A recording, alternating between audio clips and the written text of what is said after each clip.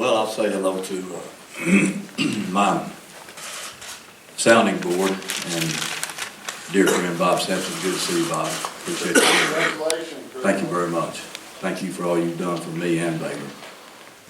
Me with my mental health and spirit and soul, and then Baylor with everything that's around the campus, including what we're in tonight.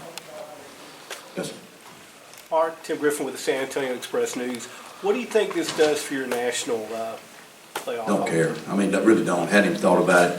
I mean, what it does for our football team is puts a tremendous amount of energy and confidence into us. I mean, because these are, these are wins that you think about and dream about, fight for, but they very seldom happen. We've had one in 2011 at Kansas. We're down 21 points on the road, 11 minutes left in the football game, winning overtime. We're down 21 in this game with 10 minutes left, but we're at home, and I thought our crowd was just phenomenal. I thought they made a huge difference in the football game, without question.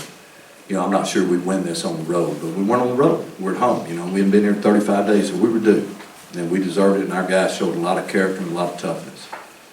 Coach, this is Cedric Bailey. I'm over here on your left with BGC Sports and Leader News. But you mentioned about your teams coming back and so, but what did you share with them in the locker room? Because you got to play the whole game, and I looked up and I saw about a few fans that just walked out, and I said, where are they going? This game's not over. Well, I mean, they put 6 minutes on the clock for a reason, and you play every one of them. And it's just surprising how games come down to 1 or 2 plays. But this game, was entirely different. I mean, I think there were 40 plays in the game that determined who won the football game. And we made 21, and they made 19. And that was kind of the difference in the football game. So, they're good. They're a good team. They're a really good football team, and they were a hot team. They were extremely hot, and we really weren't. We'd kind of just plodded along and kind of making things happen, waiting for things to happen. But tonight, we had to step it up a little bit, and our guys did. We had stops on defense when we needed them in the fourth, made plays on offense, and came up with a critical special teams play by Chris Callahan and Stamper and holding Jimmy Landis and Freak holding the ball, and hit a big field goal for the win. Jerry Hill, Baylor Bear Insider. Art, you talked about it. I mean, it comes down to that last play. You're putting it on a kicker that was 1 for 6 coming into this game. How big was it for him to make some before that? Well, he was 3 for 3 tonight. 4 for 4. Well, prior to that, prior to that, he was 3 for 3. So, you don't look at what's happened before. He was on tonight. He was hot tonight. All his extra points were right down the middle. Snaps were good, holes were good. His field goals that he made, they weren't far, but they were right down the middle. There's never any doubt about any of them. So it was, we're sitting on, the 8-yard line or 13? I'm not even sure. Well, how far was the field goal? 25. 25? Puts us on the 18 or 17. 18. But so, no, I'm sorry, 15. 8-yard line. Yeah, thanks. But, so that's basically a chip shot, and unless you're having to do it for a game winner, in a tough situation, So, no, that never entered into it. We'd like to have scored a touchdown. We'd like to score a touchdown those other 3 times we kicked a field goal. We felt like we left a lot of points on the table, but we knew the game was going to be hot and there was going to take a lot of points to win the football game, so we felt like we had to get points every chance we took, every chance we had. Did you watch? Bryce said he didn't watch. I did not watch the kick. I watched the snap and the hold, and then when I saw the holder do this, then I assumed that he was right. Did you talk to Crowd kind of let me know too. Oh, I'm sorry, you're talking I'm sorry? Oh. up school. Bryce Cherry Waco trip. Art, you mentioned about 40 plays that were really big in the game. It seemed like a game of adjustments throughout by both sides. What were the biggest ones for you guys to get back in it?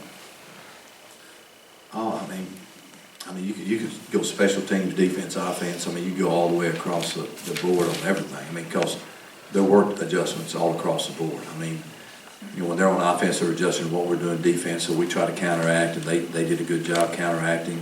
I thought we really dialed in there late and had some good plays when we needed it. And then offensively, kind of the same way. They loosened up a little bit, later on, so we started, trying to run the ball a little bit. And then, special teams, after we got burned for a kickoff return, we kind of had to, kind of be cautious about how we're kicking the ball, where we're kicking the ball, who we're kicking it to, you know. So there was just a lot of things going on in the game, you know, and every play was a critical play. Do you enjoy that chess match? I mean, yeah, I mean, that's, you know, it's an honor and a blessing to be able to coach and be around people that play with passion and inspiration like our football team does and like our fans are.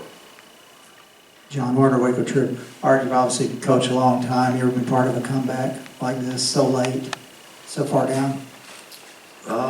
No, you know, I mean, Kansas 11, same thing, down 21 on the road with 11 minutes left in the football game, win the game, you know, which shouldn't happen, but it did. And then tonight, but Kansas wasn't the number 9 team in the nation, you know, and they weren't undefeated. Against a team of this caliber, never, you know, I mean, no. So it's a first, and that's what I mean, we had some guys in there, Sean Oldham was one of them, you know, just real quiet, you know, and just saying, Coach, I'm just thankful, you know, actually tears in his eyes, you know, I can't believe this happened, I'm just thankful to be a part of it, you know, and I said, you know, I'm 58 years old, it's my first too, you know, so he's getting to enjoy it, you know, at 21, you know, so he's ahead of the game. It's a fabulous win. Art, George Schroeder, USA Today. You don't want to talk about this in the national conversation. I understand that. Briles seemed to cast it as a statement win. He said that several different times in response to several different questions. Do you understand at least why some of your players think, hey, these are statement wins for us, this is something that says something about us to other people? You know, George, I wish I could say yes, but honestly, you know, I don't look into it that way. I mean, in my opinion, every win we have is a statement win because if you're going to get in that conversation, you got to win them all. And it just happened to be where there was a little more spotlight on this game tonight than some of the other games. But, you know, our win at Iowa State 2 weeks ago was a really good win. So, you know, we just got to play 1 week at a time, and every week to us is a new season. We'll start on West Virginia in the morning and won't look up till we play next week at 11 a.m. Central Time. And I'll try one more time. You talked about the caliber of TCU. What kind of caliber team do you have out there right now?